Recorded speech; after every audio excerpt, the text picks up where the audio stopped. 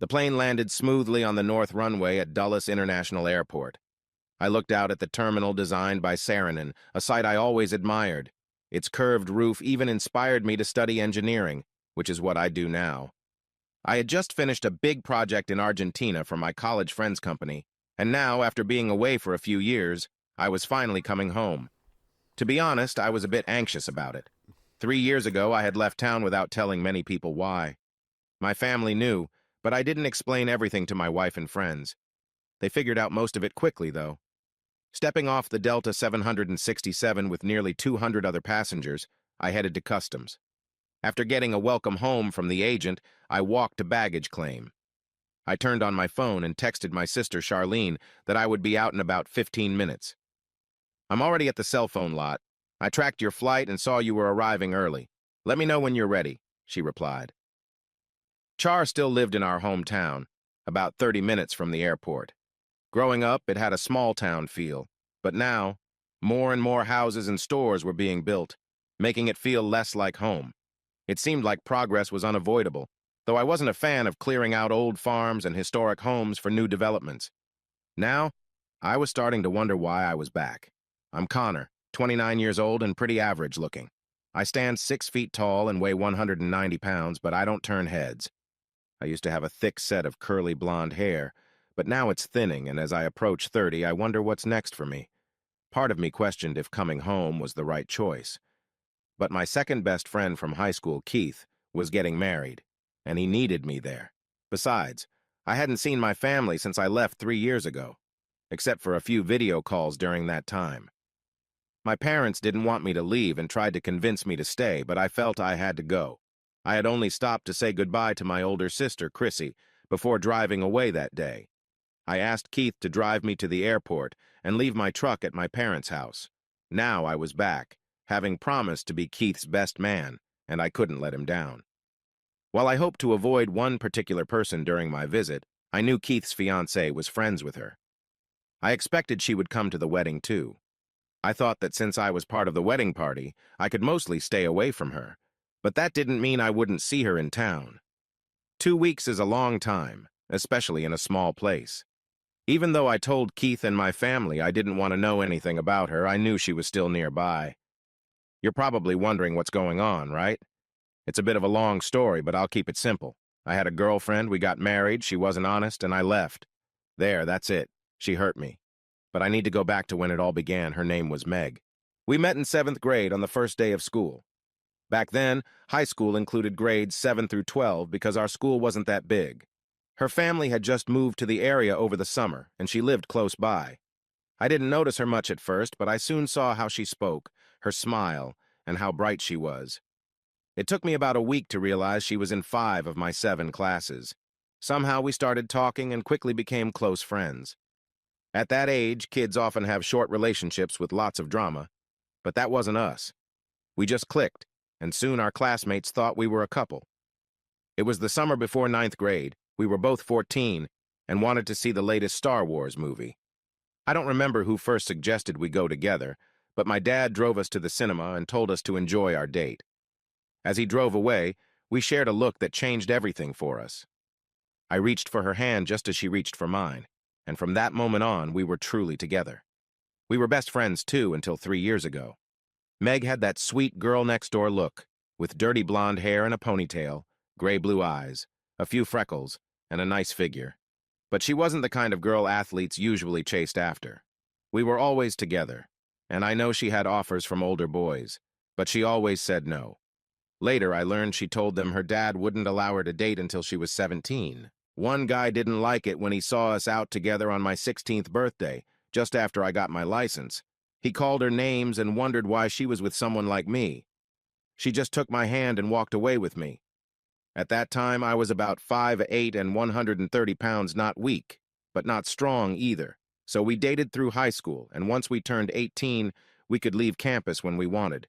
We often went down to the river to sit and chat until it was time to return for class. On graduation night, we shared an important moment together. While we were serious about each other, we also wanted to finish our degrees. We went to different colleges, me for engineering and Meg for teaching. Virginia has some really good universities, Those 4 years were interesting. We agreed to date other people, which we did sometimes. By the end of our junior year, we realized we didn't want anyone else, so we got engaged. A year later, we graduated, started our jobs, and planned our wedding for the next June. Meg got a teaching job at a local private school, and I worked for a large contracting company nearby. My job was mostly in the office, but I had to visit work sites occasionally. One of my classmates, Matt, mentioned his family had a big contracting business that worked overseas. He suggested I talk to his father, but I really wanted to stay in the area since we always planned to live near where we grew up. Life was good. We rented a small house and moved in together. Our parents weren't thrilled about it, but they understood we were very much in love and wouldn't wait to get married. The wedding went smoothly, and we had a fantastic honeymoon in Bermuda, coming home relaxed and excited for the future. A few years went by, and we started saving for a house and talking about starting a family, since we had both turned 26 that year. In hindsight, that probably set off some challenges. By this time, we had been together for over 10 years and married for over 2, and it felt right to begin our family journey. However, Meg seemed unsure about having kids just yet. She appeared hesitant to commit to that step, which led to some tension between us. It wasn't frequent or dramatic, just a bit of irritation lingering in the air. One day I stopped at the CVS on my way home to pick up a prescription for my parents. The pharmacist, Carl, said, "Oh, hey, I've got Meg's if you want it too." I thought it was strange and wondered what her prescription was for. When I saw the label, it was her birth control pills, the ones she had said she had stopped taking a few months earlier. Confused, I thought, how could this be? She had been giving me a hard time while still taking the pill. I got in my truck and drove home, knowing we needed to talk about this. I walked into the kitchen where Meg was preparing dinner and placed the bag on the kitchen table. "Why are you still getting your birth control prescription?" I asked. Meg turned around and replied, "Oh, they must have it on automatic refill." But her eyes told a different story, as if she was looking for an excuse. I looked at her and said, "Why don't I believe you? You said you've been off the pill for 5 months. I thought CVS would have stopped the refills by now." She mumbled about it being a misunderstanding and went back to the stove. I dropped the topic but decided to keep an eye on what she did with the prescription. I had been working on a project about an hour away and often didn't get home until after 9 p.m. Meg had made friends with several women at her school, and every couple of Fridays they would go out for a few drinks, maybe dinner, and have some fun. About once a month, they also had meetings after school, and then they would go out for dinner afterward. I was glad she had friends outside of our relationship. I spent time fishing with Keith and a few other guys or just watched sports on TV. Things at home seemed pretty good, or so I thought, until one day I came home early and everything changed. This was about a week after our conversation about birth control. Later, I learned that Meg had gone out with her friends after school to celebrate the end of the fall quarter. They had a few drinks. Rob was there too, and he came over to talk to them. As the evening wore on, one of the other teachers thought Meg might be too tipsy to drive and suggested that Rob take her home. I had always thought of Rob as someone who had a hidden agenda, even if he acted nice. I arrived home early that Wednesday around 7:30 p.m. As I turned onto our street, I saw Rob leaving our driveway in his car, heading in the opposite direction. I walked into the house and saw Meg looking upset. Her makeup was smudged, her blouse was unbuttoned, and her skirt was on the floor with her shoes. It was clear something had happened that shouldn't have. She glanced at me and then began to cry. "What is going on?" I asked. She shook her head and said, "I'm sorry, I don't know why this happened. Why did I just see Rob driving away?" I could barely speak. She sobbed and said, "I'm so sorry, I can't believe I did this." I don't remember our conversation clearly. I just stood there for a moment before walking out the door. Meg filled my phone with messages asking me to come back home. She felt really sorry and didn't understand what happened or why. She just asked me to come home and talk to her. Her friend Trish called me and left several voice messages.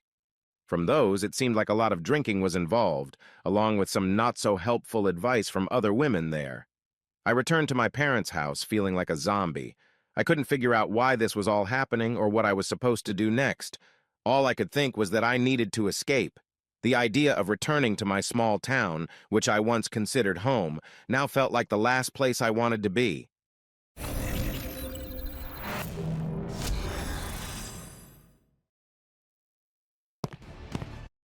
My mom wanted me to talk to Meg, who had been trying to reach me repeatedly. Thankfully, Mom told her it might be best not to come over. Mom and Meg had always been close since high school, and I think she was just as upset as I was about Meg's choices. Mom and Dad were concerned and urged me to stay with them for a while so Meg and I could have a conversation and maybe even see a counselor. Just take a few days to think and talk to Meg. There's probably more to this than you realize, my dad said, trying to help. He probably had a point, but I couldn't bring myself to do it. I felt trapped, almost panicking, and I just knew I needed to get away. I wanted to leave the house, the town, everything. Somehow I managed to get a few hours of sleep that night. When I woke up, I drove out to Skyline Drive. On a clear day, you can see for miles, but with all the pollution, the view wasn't always great. That fall day, however, was clear and beautiful. The leaves had not turned yet, but visitors were already out admiring the scenery. I stopped at an overlook and sat there for about 2 hours, thinking about what to do next. While looking through my phone, I came across Matt's number and decided to call him. He was happy to hear from me. After some small talk, I explained that I needed a change and why. He seemed surprised, remembering how close Meg and I were during her visits to my school. "Matt, would you still be up for having me work for you and your dad?" I asked. "Connor, you called at just the right time. We started a new project in Argentina, and I need someone to take over for a guy who has to return for a family issue. Would you be interested in going down there?" "Sure, but my Spanish isn't very good," I replied. "When would I need to leave?" "Do you have a passport? We've arranged housing and transportation. I'm flying down the day after tomorrow to check on things. Can you be ready to leave then?" "Matt, just tell me where to meet you and when, and I'll be there." "Great. Come over tomorrow and we can take care of the paperwork and set you up with benefits. Pack your bags and plan to stay at my place. We will fly out tomorrow. Thanks for calling, Connor. I'm really happy to have you join us." So that is what happened.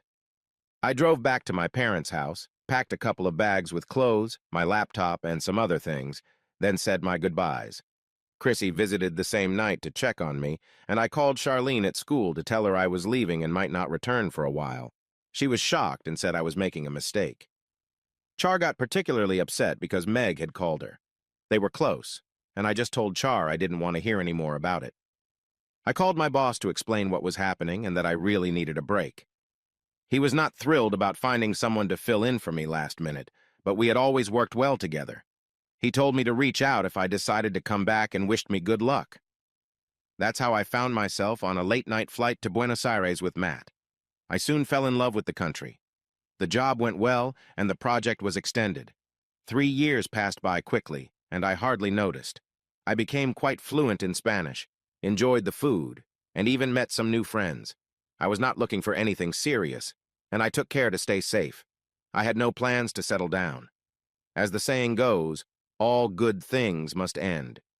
The projects were finishing, my parents started to have some health issues, and I began to miss Virginia. Perhaps not Meg or even my hometown, but yes, I missed home. You might be wondering what happened with Meg. I filed for divorce and had a lawyer handle it for me back home. I didn't follow the usual route some guys take. I filed under irreconcilable differences. In Virginia, we waited 6 months since we didn't have children. The judge approved it with little fuss. Meg hired a lawyer and tried to contest it, but there was not much she could do. We had no kids, had only been married for a couple of years, and counseling wasn't necessary. About 8 months after that pivotal day, we were officially divorced. My lawyer emailed me with the news just a couple of days later. It had been another tough day at work, like they often were. I shed a few tears, had a few too many beers, and fell into a deep sleep that night. I kept in touch with my parents and my friend Keith through video calls to stay updated on the important news from home. I also followed how the Nationals were doing. By then, I had mostly stopped following the Redskins. As long as Dan Snyder was their owner, they would remain an average team. Keith did mention that Rob was overheard saying he took Meg home and hinted that he had been with her. He wasn't sure if it was true or just bragging, but it didn't reflect well on Meg. About a year after my divorce was finalized, I was talking to my sister Char. She mentioned that she had seen Meg on a few dates with a guy, but Meg didn't seem very happy. You know, Meg was like an older sister to me. She always smiled, but it wasn't a genuine smile. You know, the kind that makes your eyes shine, Char said. I remained quiet, knowing exactly what she meant. Char kept going. Connor, you can't avoid her forever. I know she hurt you, but she's struggling too. You really should talk to her. You won't move on until you confront this and find a way to forgive her, even if you don't get back together. I was surprised by how wise Char sounded.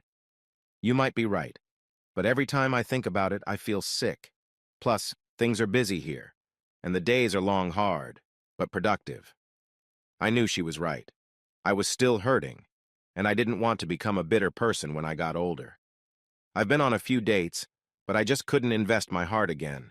And eventually, the women I dated stopped calling me back. That's the story of how I became divorced, lived abroad for 3 years, and felt out of place back in my hometown. The first surprise was when Char showed up driving my old truck. She jumped out with excitement and nearly knocked me over. "Hey, big brother." She hugged me tightly, then stepped back to take a look at me. "You look different, not just older. I didn't realize how much you have changed from our video calls. You're tan, too." "Working outside does that," I replied. "I spent time pushing papers, but I also did my share of hard work." "Look at me driving your truck," she laughed. "Dad thought it would be funny if I picked you up in it, especially since you never let me drive it."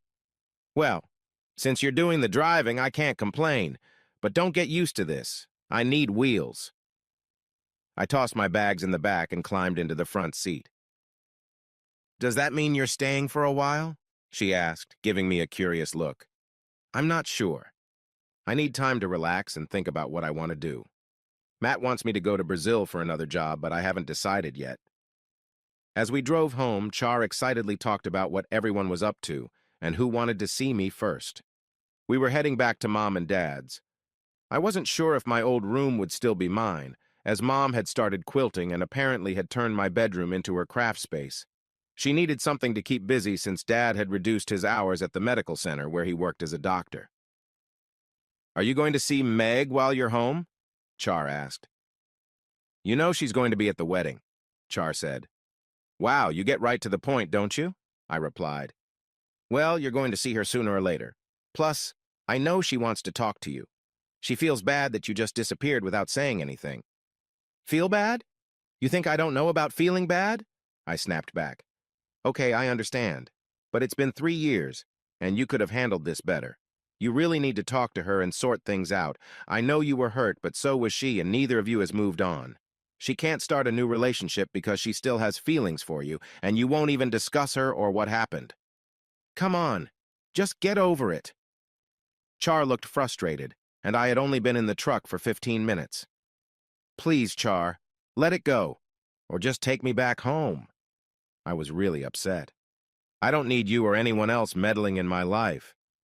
"Yeah, I get it, I'm sorry," Char said. "It's just that you've changed, and Meg isn't the same either. You can't ignore your problems." Going home was pretty much what I expected. Mom ran out and hugged me, and Dad came out to shake my hand after Mom stepped back. We all went inside and had a big meal together. The rest of the day was spent catching up with the family. Chrissy and her husband, Scott, came over, and I shared stories about Argentina and my travels. That first night home was nice, but a bit awkward since everyone tried to avoid the real issue. Later, as things were winding down, Dad sat next to me and said, "I'm glad you're back. We've all missed you. Just know that you have a lot of people here who care about you. Whatever you decide to do moving forward will be up to you, but we'll support you." Of course, news spread that I was back for the wedding. The next day, which was Saturday, Keith and a couple of guys stopped by and took me out to play top golf. In reality, we just hit a few balls, drank some beer, and traded stories. Everything was fine for a while until the awkward question came up.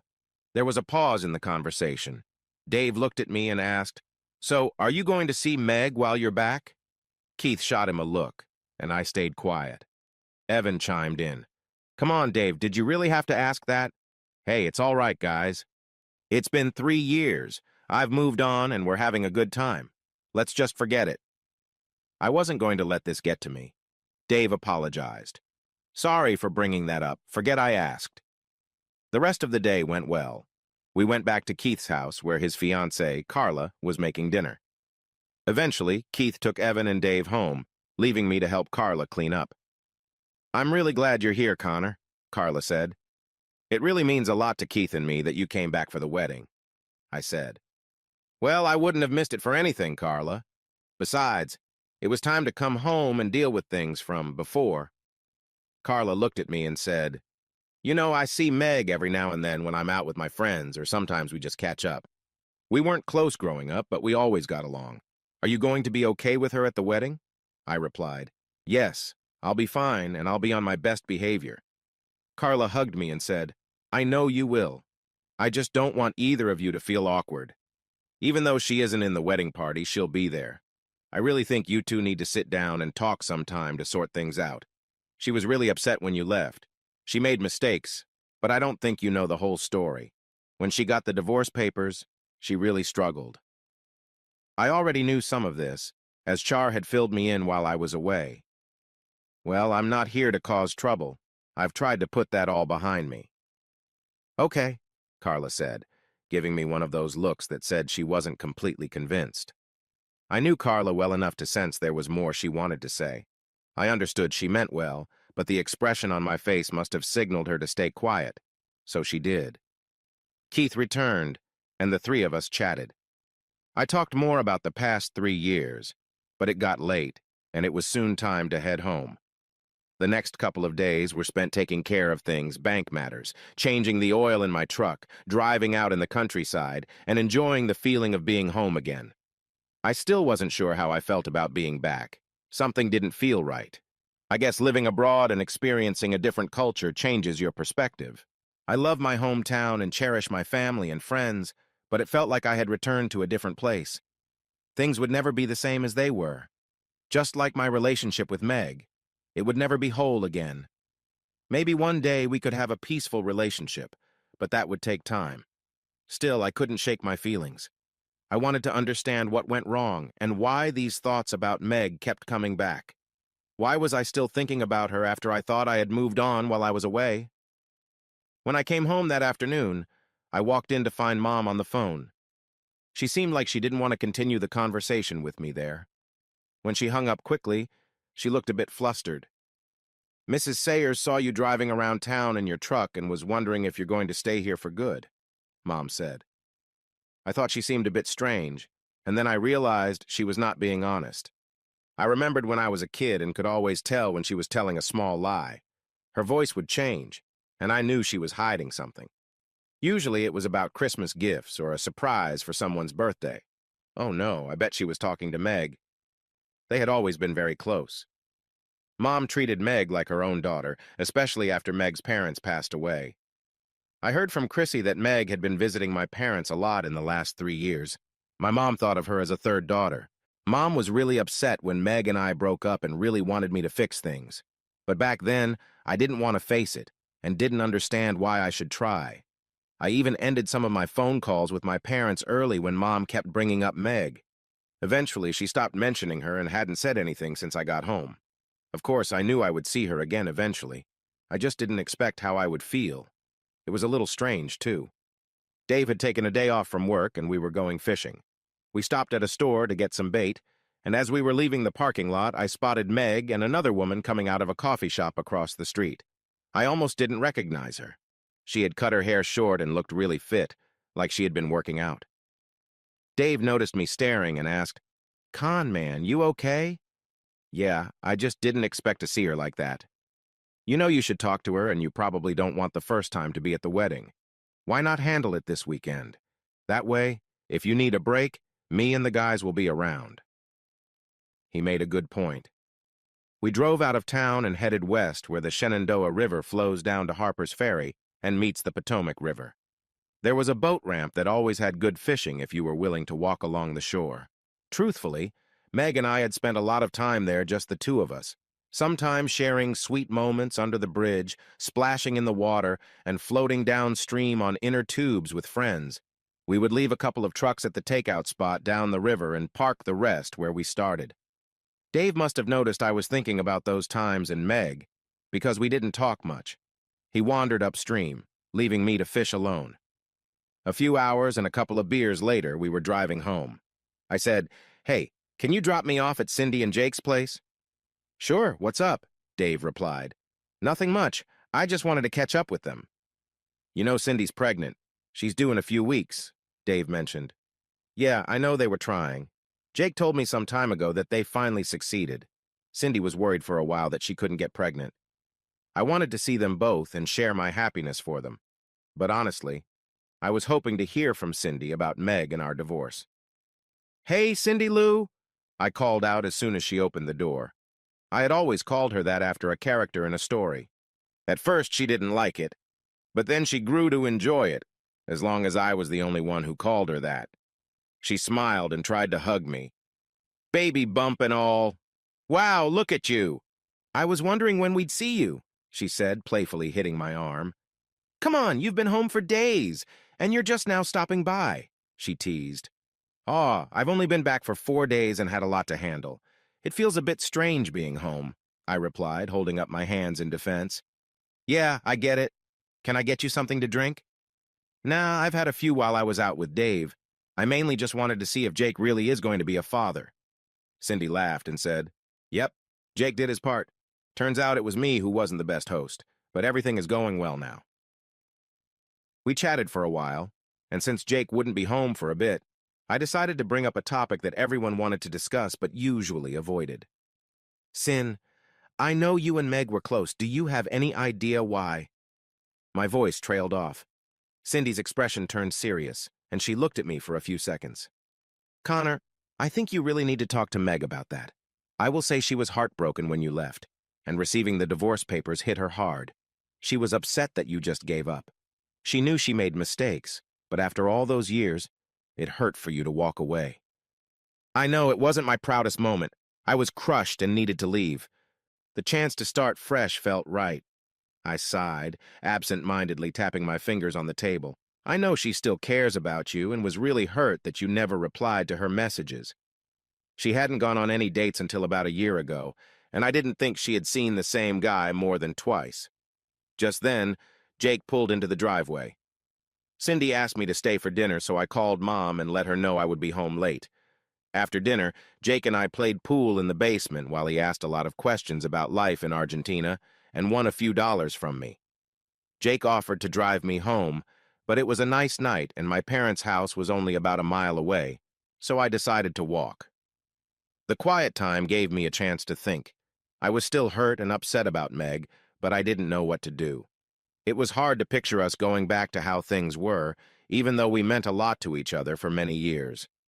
Hearing that she hadn't moved on made me think of what Mom had said before I stopped asking about Meg. The next day, I slept in and spent some time on my computer checking in with Matt, who had updates on the jobs they were working on. He was really encouraging me to consider going back overseas. "Connor, you did a great job last time. Things went really well, and I've heard from the team that they appreciate having you there," he said. "I hear you, Matt, but I'm on break for the next few weeks. I need to figure things out, like what I want in life and where I see myself in 5 years. Just the usual stuff." He chuckled and replied, "I know. Take your time and enjoy the wedding." After lunch, I got into my F-250 and drove around the countryside. I've always loved the area, but it was changing in ways I didn't like. Big new houses had popped up over the years and new developments were coming in, even in nearby areas. It was sad to see, but that's what they call progress. I didn't have any specific plans for Friday night, but I thought I might check out the local club for some fun. Friday nights aren't too wild, but people go out to have a good time. Sometimes even folks my age, many of whom are now married and have kids, just like Meg and I had once planned. I walked into Jack McCain's, grabbed a Stella Artois draft, and made my way to a table with some old friends from school. One of the women there, Trish, always seemed friendly, but she had never crossed any lines since she knew I was with Meg. She had married someone from the next town over and had a 1-year-old daughter. "Come sit with us and tell us about your life overseas," she said. "You've had such an interesting life while most of us have stayed around here."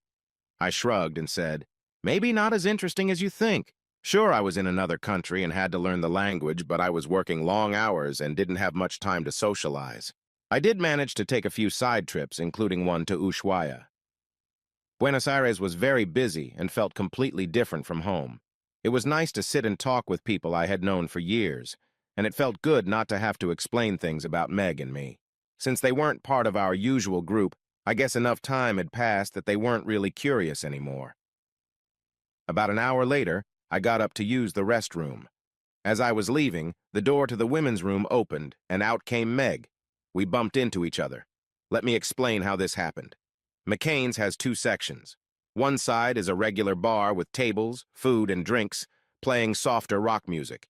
The other side is a bit louder, with music meant for dancing, attracting people who want to have fun. There's a narrow hallway connecting the two sides where the restrooms are located. For some reason, the men's room is by the dance side, and the women's room is closer to the drinking side. So when I came out of the men's room, I turned right, and Meg turned left after she came out. We both said, "Excuse me," and then realized who we had bumped into. A look of surprise crossed Meg's face, and I'm sure my expression was just as stunned. I mumbled sorry and walked past her back to my table. I thought I heard someone say my name, but I didn't turn around. I sat down, and Trish looked at me. She narrowed her eyes and leaned in. "What happened?" she asked. I shook my head. Trish met my gaze and said, "I know Meg is over on the other side with someone." "Did you see her?" "No, I just bumped into her by the restroom." "And?" "There's no more to it. I said excuse me, and came back here." "Connor, have you even talked to her since you got home?" "Nope." Trish sighed and leaned back. "I was thinking of introducing you to Mike's sister, but I don't think you're ready, and she shouldn't have any trouble." "Yeah, you're probably right," I agreed. I finished my last drink and decided to go home. After a few hugs and fist bumps, I headed back to my parents' house. I walked to the parking lot and got into my truck. As I sat there with the key in the ignition, I found myself lost in thought about Meg and what I wanted now that I was back. I let out a deep breath and turned the key. The next morning was Saturday, and I was up early because Dad wanted help in the yard. We were halfway through weeding the garden and taking a water break when he asked, "Have you seen Meg since you got home?" "Dad, please. You know you'll have to talk to Meg sooner or later." "Did Mom tell you to say this?" I asked. "No, it's just me," he replied. I looked at him and slowly nodded. "I just don't know how to handle this and don't really see why it matters. She did what she did, and it's over between us." "Well, son, that's your view, but you won't really move on with your life until you resolve things with Meg. You never heard her side of the story, and I know you ignored her messages. While you were away, she came by many times. She shared her side with us, and we've forgiven her. Talking to her and finding a way to forgive her could make you much happier. She is still our daughter-in-law, despite the divorce. We took time, but we've moved on, and she knows she's welcome here anytime. However, she has told us she won't come over while you are here. She doesn't want to create any tension." I had heard that Meg and my parents had made up and that she visited often. I just didn't know how to feel about her still being connected to my family. That was all Dad said about Meg, and then we changed the topic to the Orioles and Nationals and got back to work. After lunch, I needed to run to Nichols' hardware store for some Weed Be Gone. I got out of the truck and walked into Nichols. The first person I saw was my old Little League baseball coach, Charlie. He did a double take and said, "Wow, look who just walked in. How many years has it been, Connor?" "Too many, Coach, too many." "How have you been? Still coaching the kids?" "No, I had to stop when I hurt my shoulder a few years ago, but I still go to the old park sometimes. By the way, I saw your lovely wife in here this morning." I was surprised that he didn't know we were divorced, but maybe at his age, the years mixed together in his mind. "Well, Coach, the truth is we split a few years back and I just returned to town after working in Argentina," I said, slowly nodding. Charlie looked straight at me and said, "Yeah, I heard something like that." I just couldn't believe it. "You okay?" "Yeah, I'm good. Do you still have the gardening supplies in the back? I need some Weed Be Gone. I've got to run, but I'll stop by one day next week," I said as I walked down the old wooden floor. I had practically grown up going to Nichols every week with my dad. It had been there for over 100 years and had everything one could need. Home Depot even sent people there sometimes if they didn't have what customers wanted. As I walked out the front door, I turned left into the parking lot and stopped short. Sitting on the lowered tailgate of my truck was Meg. Oh no, what's she doing here? I stood there for a moment, thinking I should just face this now. I walked up and stopped a couple of feet from her. You know, that's my truck you're sitting on. Meg gave a small smile, the kind where her mouth moved, but her eyes didn't show much. Yeah, there was a time you liked me being around your truck. She looked down, then back up at me.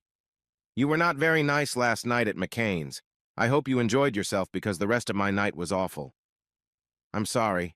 I just didn't expect to see you, and it took me by surprise. I haven't had to deal with things I couldn't control for a long time, so I just needed to leave. For the record, my night wasn't great either, I replied. Connor, even if you don't want to see me, we need to talk. Now or later, we need to sort things out. I stood there, shifting my feet a bit, trying to think of something to say. I'm helping Dad around the house today, and I need to get back to that. Can we wait? I know. I spoke with your mom earlier, and she mentioned you were outside working. I really want to talk. There are things we need to say. Plus, Keith and Carla's wedding is next week, and people will be watching us to see if there's any drama. That's not us, but I think it would be better if we've talked before we see each other again.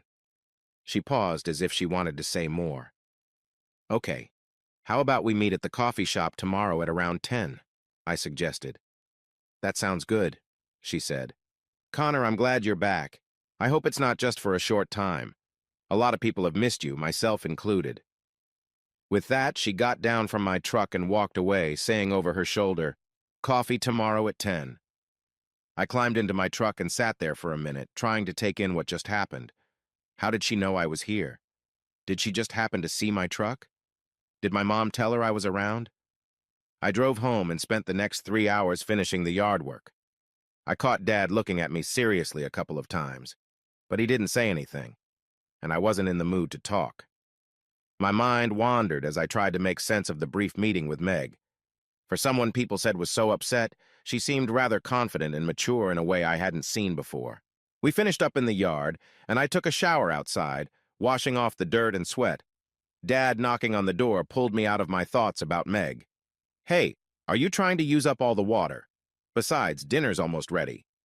The atmosphere at the table felt different, and I noticed Mom and Dad exchanging looks.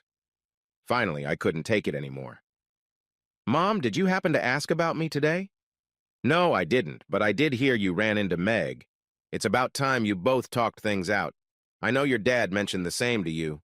Maybe you'll finally listen. I let out a long sigh. Yeah, I know.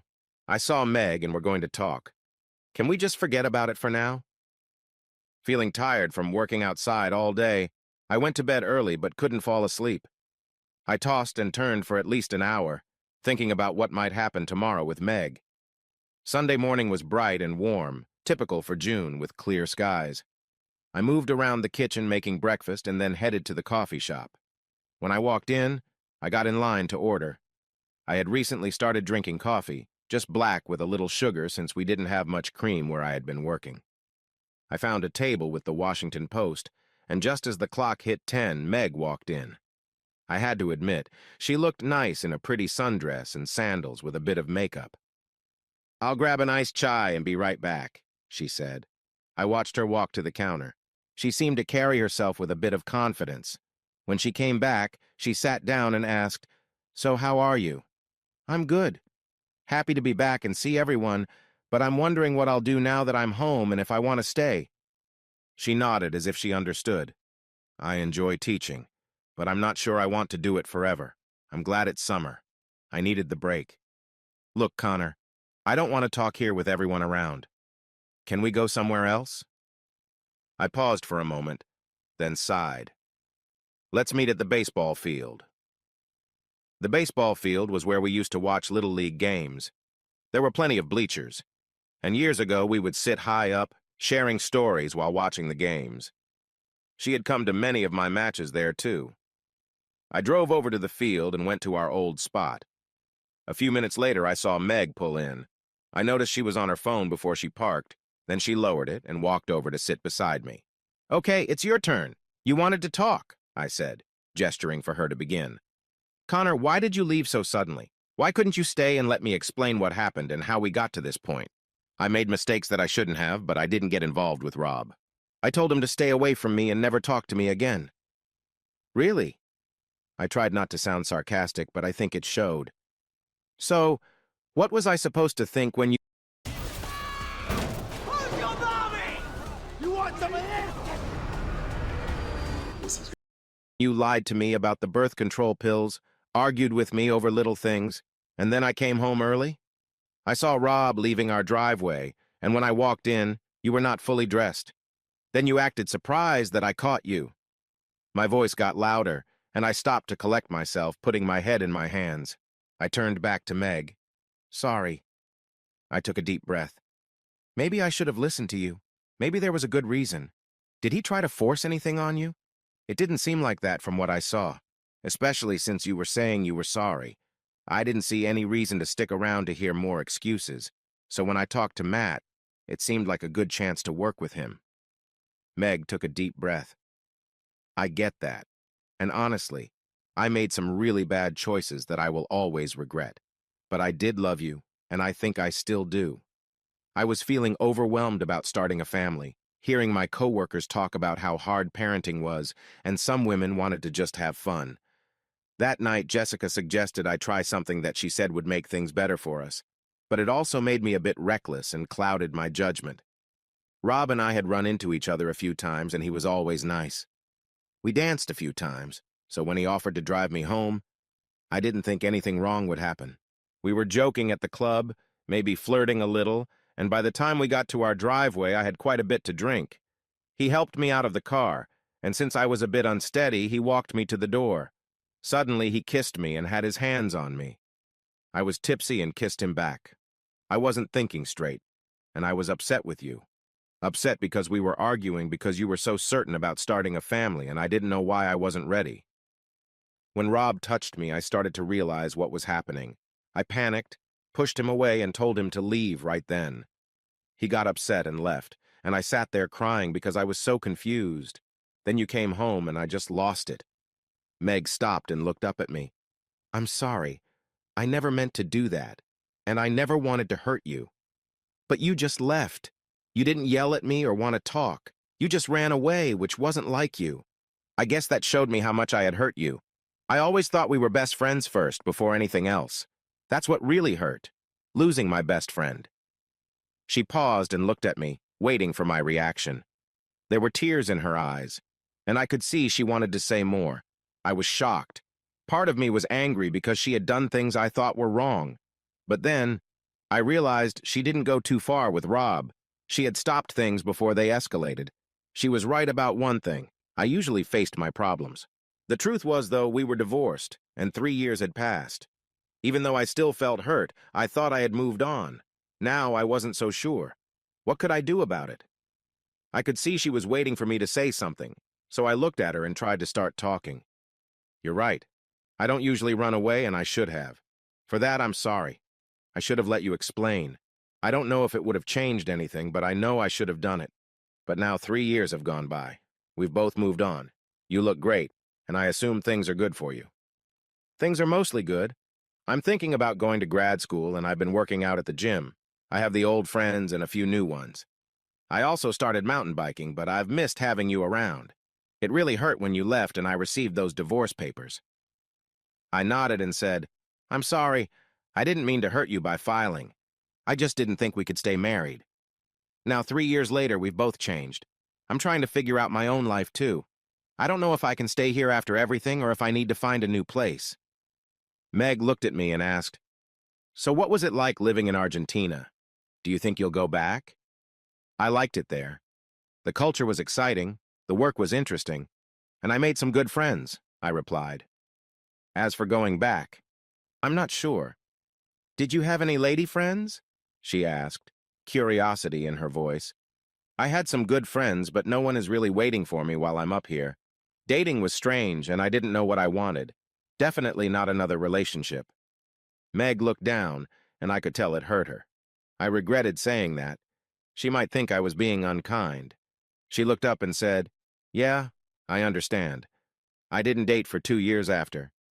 Even though I've been on a few dates, I haven't found anyone I truly liked. I don't get asked out often, and when I do, it usually stops after 2 or 3 times. It's clear I'm not really interested in them. Connor, I'm sorry for what happened. I understand why you might think badly of me. I would too if things were the other way around. Just know that I cared for you, and maybe I still do. I'm not upset anymore about you leaving. I realize we can't change the past, but I hope we can at least be friends or friendly. I won't come to your parents' house if that makes you uneasy. By the way, your mom didn't tell me you were at Nichols yesterday. I just saw your truck and thought I should come and talk. I don't think you need to stop visiting my parents altogether. My mom still sees you as family, and I probably won't be spending a lot of time there, even if I do stay around. I really need to find my own place. Meg looked at me, as if she wanted to say something more. She opened her mouth and then looked away, pausing for a moment. Finally, she turned back and said, "Okay, I've said what I needed to, and I don't want to keep going over this. I have to meet some friends at the gym. I'll see you at the wedding on Saturday and around town. I just didn't want things to be awkward for either of us. Thanks for meeting with me." I wasn't sure how to reply, so I figured something nice was best. "Thanks for sharing, Meg. I should have listened to you 3 years ago, and I'm sorry for that." She nodded as she walked down the bleachers, and I watched her drive away. I sat there for a while thinking about what she had said. The lies and unkind actions were certainly not great signs of a partner. I wondered how things would have been different if I hadn't left. Would I have still decided to separate? Could talking to someone have helped? Why did I leave so quickly? I usually faced challenges head-on. My mind went back to the times we had shared. We had been best friends for years, and everyone thought we would be together forever. Suddenly, it all felt like it was torn away. I got down from the bleachers and went to my truck, doing what I usually did, going for a drive in the countryside. I ended up on a road that led nowhere. There were some houses and farms scattered around, but there was no real reason to be on that road unless you were visiting someone, lost, or just taking a drive. Then I realized where I was. When Meg and I were thinking about getting married, we found an old, beaten-up house for sale on a lot full of weeds. The house had stone walls, broken floors, a leaking roof, and it needed new plumbing and electrical work. We joked that this was all we could afford, and we would end up spending all our money fixing it. One day, I turned a corner and saw the house transformed. Someone had put a lot of love and money into it. It looked beautiful, with flower beds, neat landscaping, and a field of wildflowers on one side. There were even kids' toys scattered across the front lawn. Later, I drove home, and Mom was setting the table for dinner. "Where have you been all day?" she asked.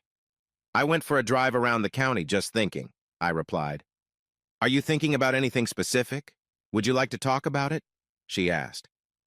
I leaned against the counter like I often did after school. Mom watched me for a moment before saying, "Connor, sometimes moms have a different view on things that might help, even if you're almost 30. "I'm just feeling uncertain about a few things," I answered. "I'm thinking about how I ended things with Meg, and I'm wondering if I should go back overseas for work. It was interesting, but home feels different. I'm not sure this is the place for me," I sighed. "You talked to Meg, didn't you?" Mom asked, as if she already knew. "Yeah, we sat together this morning. She told me what happened." She wasn't angry. She just wanted to talk and asked if we could still be friends. "I know. She called me and said you talked. It was about time. Connor, I get why you're still upset about what happened 3 years ago, but as your dad and I tried to tell you then, you need to face your issues instead of avoiding them. It seems like you're still not ready to deal with what happened." "Look at you," Mom continued. "You've been distracted, driving around like you used to when something was bothering you and you didn't want to talk about it." I looked at her and said, "What do you mean? That was over 3 years ago. It's not like we're going to get back together. Besides, I need to figure out my work and where I want to be." Mom just nodded and said, but her eyes suggested she felt there was more to say. On Monday, I finally did what I should have done sooner. I headed over to Char's apartment to talk. She usually worked in the afternoons, so I hoped to catch her after her morning run. As I pulled into the parking lot, I saw her coming back from her jog. "Hey, sis, do you have time for some coffee with your big brother?" "Sure, come on in. Is this about what I think it is?" she asked with a playful smile. "Probably," I replied. "Nothing seems to be a secret around here anyway." "Well, I heard you and Meg finally talked yesterday, so it wasn't too hard to guess why you're here so early." I sat down in a chair as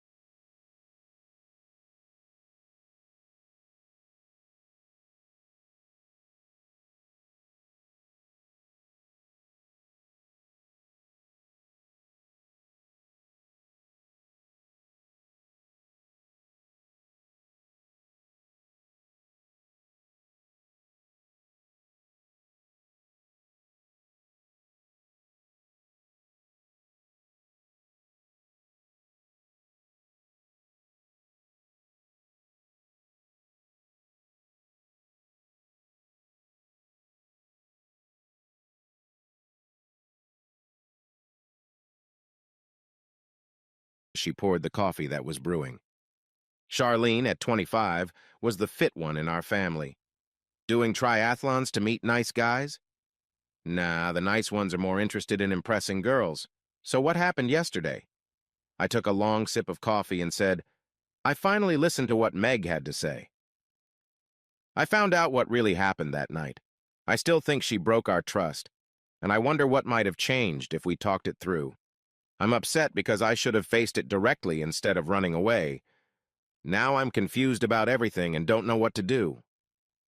Charlene looked at me and said, I can't tell you what to do, but I do know Meg still cares for you. She feels bad about what happened. She really gave Rob a piece of her mind the next time she saw him. And she doesn't go out with her friends as much anymore, but sometimes she and I go out to have fun. She paused. If you think there are still issues with your relationship, you should address them soon. We talked some more. Then she had to get ready for work, while I needed to go for the final fitting of my tux for Keith and Carla's wedding. As I was leaving the men's warehouse in the mall, I spotted Meg coming out of one of the stores. I called out to her, Hey, what are you doing here? Actually, I work here, she replied. Just part-time while school is out. I'm on my break. What about you? I told her I was getting my tux, and she mentioned she got a new dress for the wedding using her employee discount. I'm sure you'll look great in the tux, she said. Hey, if you're on your break, can I walk with you for a few? Meg looked at me for a moment and said, Sure, I've got 15 minutes. We started walking, making small talk, but I felt I should just be direct. I thought about our talk yesterday, and I appreciate you sharing everything that happened. I realize now I might have overreacted by leaving. I know people are unsure how to act around me or if they can mention you, and I don't want that. I'm not sure where we stand now, but I think we can be friends if that's okay with you. She stopped walking, and I turned around to face her. She had a serious look and was staring straight at me. I told you I'd like that, but I also said I missed you. And there's something else I mentioned. Meg, I understand, but I still have a lot to figure out. In the meantime, I don't mind if you stop by the house. Mom misses seeing you since I've been back. Anyway, I need to leave. I have some things to take care of, and Dad asked me to pick up some wood. Maybe we can chat more in a few days. I wasn't sure, but it looked like Meg wanted a hug, so I gave her a quick one and turned to go. I walked down the side aisle of the mall toward the entrance when, for some reason, I looked back. I didn't expect to see Meg. I thought she had kept walking, but there she was, sitting on a bench with her back to me, wiping her eyes. Wow. I drove away feeling more confused than I had the day before. Why did I feel like I had done something wrong while she was the one hurting? Oh, right. Everyone told me not to leave and to listen to Meg. Instead, I ran off, focused on my work, and acted like I was moving on. Or so I thought. The issue was that while it was clear Meg was upset about my leaving and separating from her, she had started to move forward with her life. She didn't just sit around waiting for me to come back and for everything to go back to how it was. I, on the other hand, felt lost and unsure of what I was doing or even where I was heading. I spent the rest of the day helping my parents with some tasks and just relaxing. Wednesdays are half-price nights at the local cinema, so I asked Char if we could go see a movie. She agreed, so I picked her up after work, and we went to watch the latest Mission Impossible film, Michigan 9. We were sitting in the back watching the previews when I noticed Meg walk in with a nice-looking guy sitting about halfway down the theater. Char saw them too, but didn't say anything. They looked pretty comfortable, sharing popcorn and laughing at each other's jokes. I felt tense, and Char noticed where I was looking. She didn't say anything, but looked amused. "What?" I whispered as the movie was about to start. She just shook her head and said, "Nothing. Nothing, brother." We watched the movie, and as much as I enjoy action films, it was hard not to keep glancing at Meg and this guy. When the movie ended, I saw them leave together hand in hand. I hardly spoke as we walked out and found my truck in the parking lot. Char turned to me and asked, "You want to tell me what's going on in your mind?" "Not really. It's not important right now." I guess it was all a lie about Meg not dating anyone, and her saying she only went out 2 or 3 times. Why does it bother me seeing Meg with someone else? Maybe I'm not as over things as I thought. But what should I do about it? Do I even want to do anything? Char sat there looking at me like she wanted to say something, but then changed her mind. She laughed a little and turned away. I thought I heard her say something like, "Silly guys," but she just shook her head. I dropped her off and went home. I tossed and turned, thinking about everything Meg had said to me over the last few days. It was clear she still had feelings for me, and she even admitted it. She said, "Hell, probably I still do." But it wasn't just her words. After 3 years apart, I felt I could read her feelings through her expressions. This was about us, and it was up to me to make the first move. She wouldn't start anything, and now it seemed she had a new boyfriend. So, where did that leave me? And what did I want to do? Thursday was a beautiful day, which was good because it was Keith's bachelor party and Carla's hen night. It started with me, Keith, Evan, Dave, and 4 other guys playing golf, even though I wasn't very good at it. After that, we went out for happy hour. Keith's brother Jeff, who worked for a limo service, drove us for the night, no risk of getting a ticket right before the wedding. We headed into D.C., visited a club, and then some bars in Georgetown before taking the toll road home. Friday was tough. I don't think any of us were fully awake before noon. But we didn't have much to do except for the wedding rehearsal and dinner. That's when I found out I would be paired with Carla's cousin. I was sure we had met before, but wow, she had really grown up. She was tall and had curly hair and dark eyes. The only word I could think of to describe her was striking. "Connor, this is my cousin Shelley," Carla said, introducing us. "So I guess you got stuck with me at this event?" I joked. "I'm not sure what you did to Carla to get paired with me, but I'm glad." "Well," Shelley replied, "I must have done something right. You're the best-looking groomsman here." "But seriously," I said, "I'm only here for the wedding, then I'm flying back to Austin for grad school. I start a new job next week." I thought, oh no, she's unavailable and lives far away. Austin can get really hot for months at a time. "So you must be enjoying our Virginia weather compared to the heat of Austin?" "Well, it is pretty humid here, which takes some getting used to. Even though I grew up in North Carolina and visited a lot when I was younger, it's still a challenge," she said. We spent the rest of the evening getting to know each other. I was standing with a few other groomsmen when Carla came up and pulled me aside. "Walk with me for a minute," she said. "Sure. I'm really glad I came back for your wedding," I replied. "Of course, I wouldn't have missed it, but it's nice to be back home." "I know, and we're so happy to have you here. Keith was really worried that you didn't want to come back." "I noticed how you looked at Shelley, and I understand you. Yes, she's attractive, she's smart, and I'm sure you'd enjoy spending time with her." "But," I said, but she just went through a tough breakup, and I don't think you're ready to start dating again either. And don't say I don't know what I'm talking about. Women's intuition and the girl network tell me there's a lot of unfinished business between you and Meg. So treat Shelley nicely and take some time to figure things out with Meg, maybe in the future. With that, she walked away to join the other bridesmaids at the bar. We finished up around 10:30 and I headed out. Some of the guys were going for a nightcap, but I needed some time to myself. Before I knew it, I found myself at the baseball field, parked in the lot. I sat there for a few minutes, and then climbed up to the bleachers, the spot Meg and I had sat in just days before, a place filled with memories. It was a typical June evening, warm, but not too humid. The day had been clear, and the cooling night felt perfect. The summer solstice would be next week, and the full moon had just passed a few nights ago. What did I want? That was the big question. I knew I still had feelings for Meg, even a little. Almost everyone had either asked me directly or avoided mentioning her, and I wasn't sure how I felt when I saw her. Had I made a mistake 3 years ago? She had never given me a reason to doubt her, except for the issue with the birth control pills that night I left. There had been something wrong then, but I should have tried to talk about it.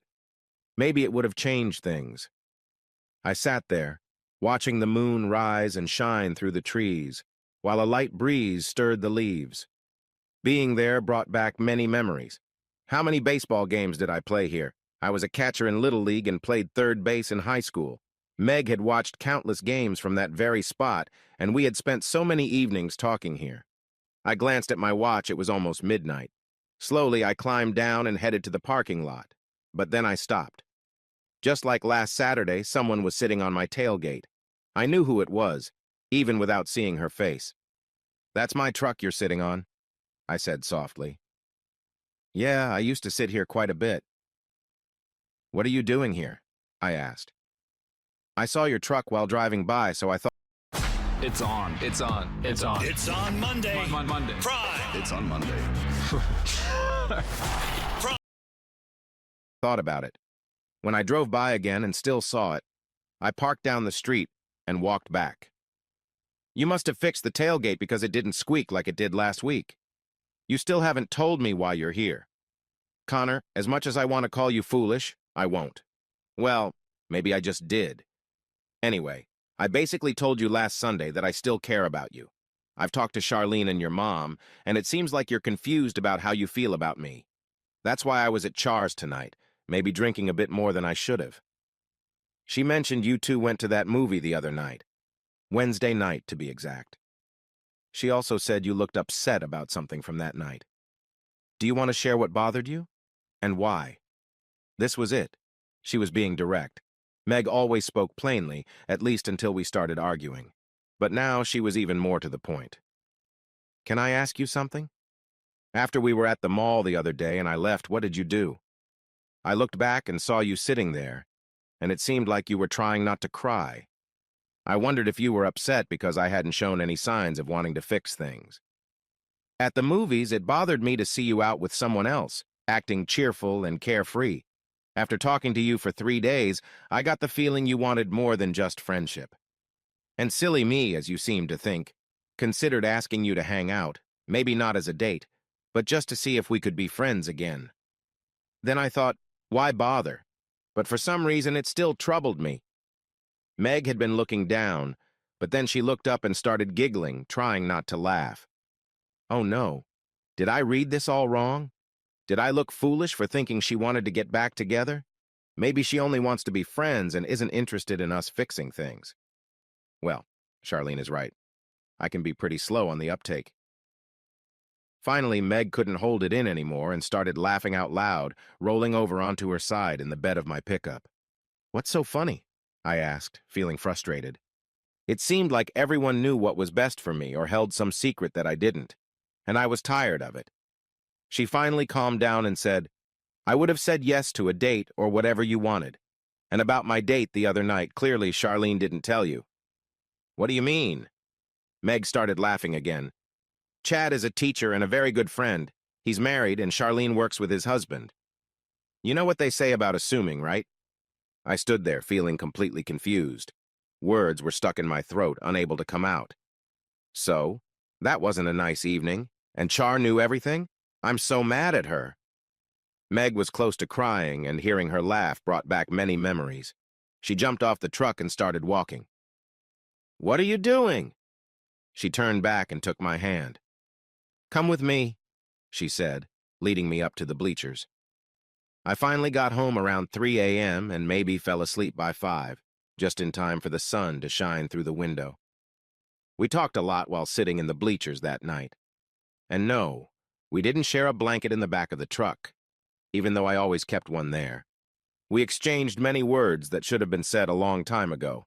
I think Matt is going to have to find someone else to go back to Argentina. I'm not sure what I'll be doing for work in the next few months, but since Meg is only working part-time in the summer, I expect we'll be spending a lot of time together until school starts again. The wedding was at 4 in the afternoon, and I managed to sleep until 11:30, so I felt well-rested when I got up. I took a shower and put on some jeans. Mom and Dad were just coming in for lunch, and they both looked at me with that familiar parents' look I remembered from when I was younger. "What's up?" "Nothing. You just look like the old Connor we haven't seen in a while," said Mom. "It's a good thing you have 2 daughters because I'm really upset with Charlene." "No, you're not," Dad replied. "If this is what I think it is, you deserve it. She was just here yesterday and told us about movie night. You've been all worked up these past 2 weeks since you've been home, and from that smile on your face, it looks like you've finally figured things out." I just smiled and nodded. The wedding was wonderful. I don't need to share every detail about how beautiful Carla looked or the playful teasing we gave Keith. Shelley looked amazing in her bridesmaid dress. I saw all the guys looking at her. As lovely as she was, I spent a lot of time looking at a cute girl in a cornflower blue dress who kept glancing my way instead of at the bride and groom nearby. I danced with Shelley at the reception since I was her escort, but I also made sure to get Meg on the dance floor for several songs. While you shouldn't take attention from the bride and groom at a wedding, our slow dance seemed to catch a lot of eyes. Just before the newlyweds left for their honeymoon, I pulled Shelley aside for a slow dance and shared what had happened the night before with Meg. "I don't know what's going on in your life, and you don't have to share, but maybe it's worth talking to him one more time." Shelley hugged me tightly and kissed me on the cheek. "Thank you, Connor." "Carla shared everything that happened between you and Meg. Seeing you two together tonight makes me feel like I should have a chat with Drew soon." The crowd was getting smaller after Keith and Carla left. I was about to go when I noticed Meg talking with Charlene. I walked over to them, and Charlene gave us one long look before she quietly left. Meg stood there, looking at me without saying a word. "How about a drive in my truck?" I asked softly.